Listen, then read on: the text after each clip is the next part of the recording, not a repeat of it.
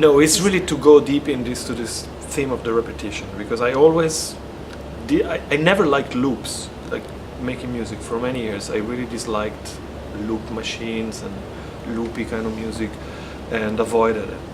And then I realized I bumped it, I don't remember how, but I bumped into this thing of having long loops of text, like musical text, and I thought this is either really annoying or interesting.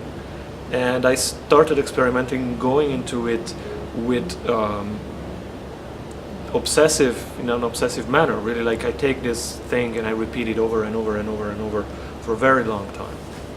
And I'm still kind of trying out, and it's still on the edge of being really annoying and sometimes becoming interesting.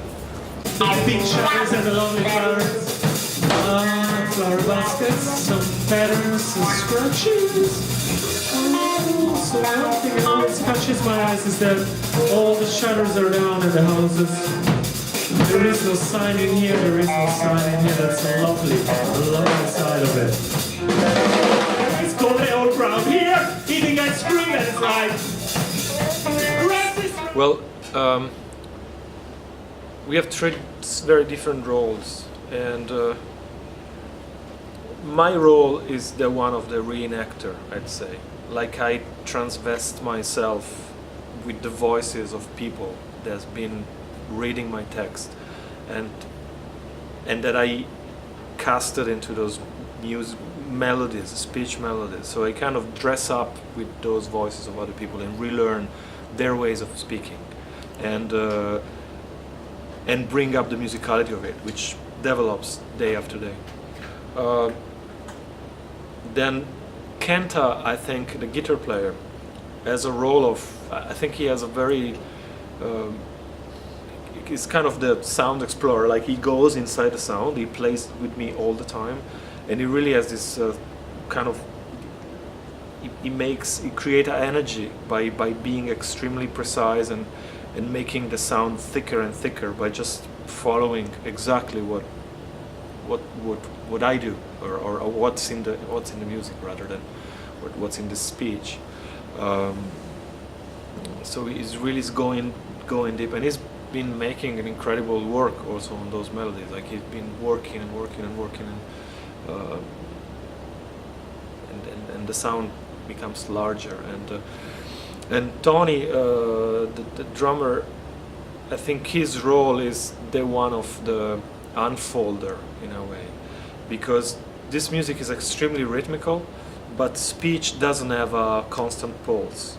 It's, you hear somebody speaking, it has a rhythmical component, but it doesn't obey to a pulse, to a regular beat.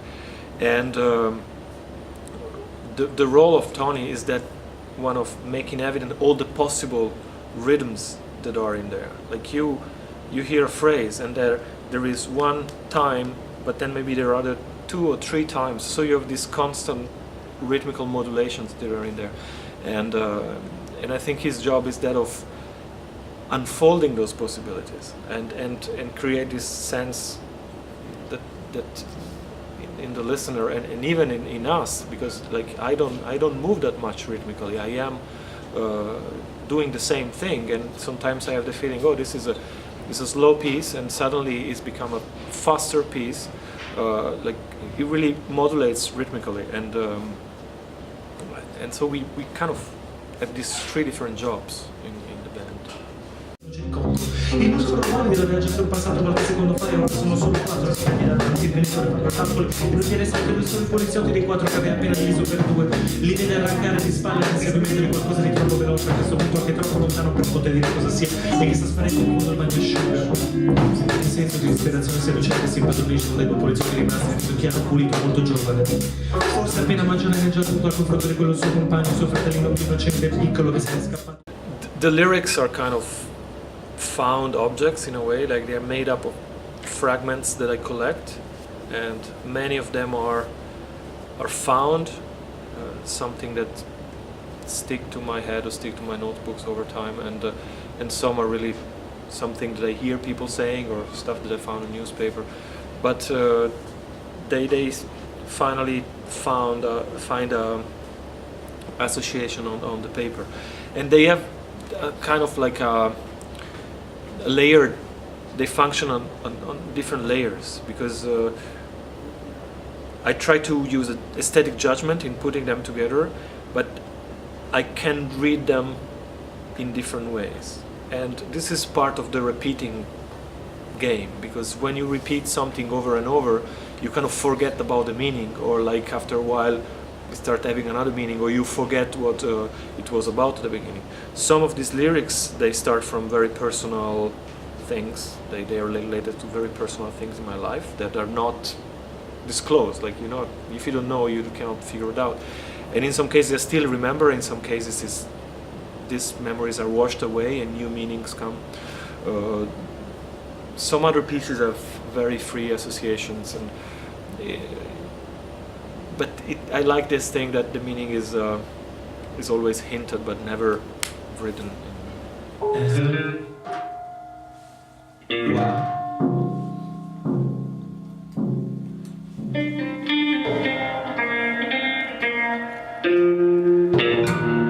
I'm looking on one side the relation between visual art and architecture. For instance, the work of Godon Clark, or that very funny thing that Marco Ferreri did in Paris, where they were making a project for Les Halles. There was the old market in the center of Paris, and they made a gigantic hall, but really gigantic hall. And for a few years there was a debate about what to do, and so there was this hall in the middle of Paris that no one really knew how to manipulate. It was just annoying. Well, I like the in-betweenness of the two, because I'm fascinated by the sound of language and listening to language as something that's just a noise or a music. But our brain is not really able to listen either musically or, is not really able to listen the two things together. It listens either musically or the meaning. So I'm very fascinated by that situation where you listen languages you don't understand, and you are free to hear them musically, but also to have this sort of skipping back and forth that your brain does between listening to what you're telling to me or just a series of pitches or of sounds. And so there is, there is a lot of work I've done on languages I don't understand in that sense. Also because every language brings in a lot of background, like historical, political, like it brings a landscape within.